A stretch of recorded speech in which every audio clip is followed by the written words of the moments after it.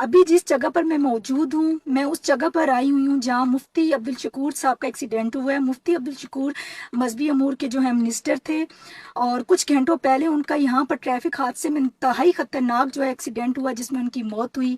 और हमें इंतहाई अफसोस है, इस वक्त बहुत से लोग आवाम जो है रंजीदा है उनके इस तरह सडन एक्सीडेंट पर।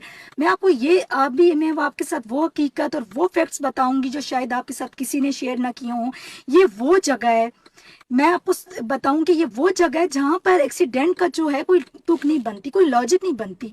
जिस वक्त वो जा रहे थे, अभी भी आप देख सकते हैं, ये वो रोड है जहां पर ट्रैफिक ही नहीं होती। मगरिब के बाद तो कोई ट्रैफिक होती ही नहीं है, इक्का दुक्का जो है गाड़ियां आ जा रही होती हैं। लेकिन ऐसी जगह पर भी जहां पर ना कोई ट्रैफिक होती है, ना ज्यादा लोग थे, ना गाड़ियों का रश होता है, उसके बावजूद उनका इतना खतरनाक एक्सीडेंट हुआ है कि वो मिनटों में ही अपनी जान की बाजी हार गए और वो वहीं पर वफात पा गए। ऐसा क्यों हुआ, वो सब मैं आपको नीचे उतर कर वो सारी जगह बताती हूँ और कुछ फैक्ट्स आपके साथ शेयर करती हूँ।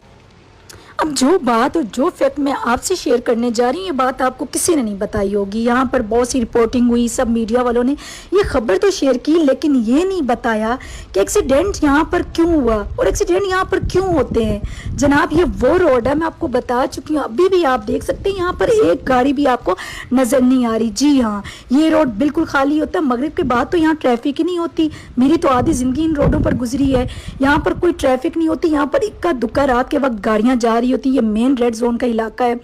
और यहाँ पर जो गाड़ी आ रही थी मुफ्ती अब्दुल शकूर की, जिस गाड़ी ने उनको हिट किया, वो बता रहे हैं 170 की स्पीड थी। आप ये चीज़ चेक करें कि 170 की स्पीड थी, और अभी तक ये रोड पर जो है शीशे और वो सारे निशान अभी भी मौजूद हैं। सारे शीशों के टुकड़े पड़े हैं और रोड शीशों से भरा हुआ है, उन टुकड़ों से। अभी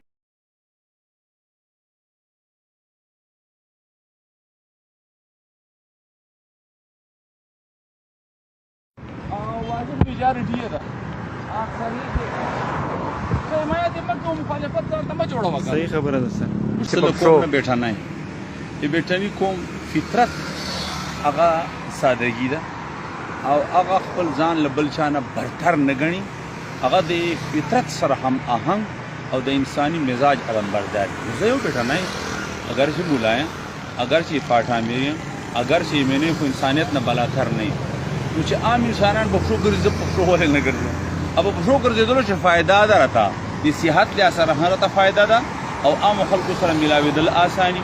چې څوک په لارې تېرېږي السلام علیکم سلام به واچه، ثواب به دې وشي، د سلام به اخلي. که چا څه غم شادي هغې کې به ورسره شریک شي. نو په پښو ګرځېدلو شی په څومره اسانتیا ده او عوامو سره د میل ملاب بهترین مواقع ملاوېږي. دا په ګاډو شي نه کېږي. دویمه خبره دا ده چې موږ ګاډو خلک نه یو، زما پلار نیکه ګاډي نه و. زه یو عام ملایم او زه چې ما خوا سره کوم ګاډی ښه ده، په دې کې ما پیسې کمې دي، سبلې یو څو تنخواګانې خو مې چا اچولې دي. نورې ټولې پیسې ما د خپلو ملګرو په چندې باندې ګاډی اخیستی یم. نو زه خو له خلکو نه ځان اوچت ولې وګڼم؟ نو ما دپاره دا فخر ده چې زه د غریبو خلکو د خپل ځان غوندې خپلو ملګرو او د خپل پوزیشن مطابق خلکو سره په منځ کې ګرځم. په دې باندې ما ډېر مطمئن. ډېره مهرباني امینې صاحب، ډېره شکریه. موږ دپاره دا خوښي دغه دا ده چې لکه موجوده حالاتو چې دا ډېره غوټه خبره ده او موږ دپاره ډېر ښه میسج ده. تھینک سو مچ. ډېره مهرباني، جزاکم الله. تھینکس.